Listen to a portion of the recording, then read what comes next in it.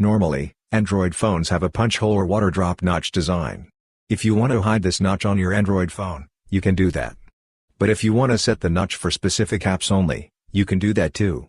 In this video, we'll explain how. To do this, open Settings.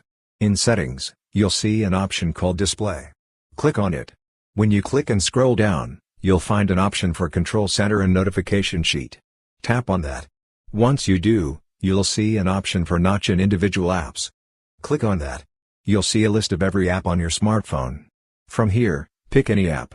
For example, I'm choosing this one. By default, it's set to auto, meaning the notch follows your system settings. That means if you go back, you'll see a hide notch option.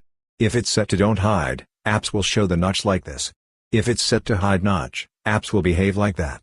But if you want to change it, just tap on it and select always show notch. This means even if you've hidden the notch, it'll still show in that app.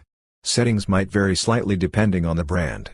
If you're confused, here's what you can do. Open Settings, find the Search Settings option, click it, and search for notch.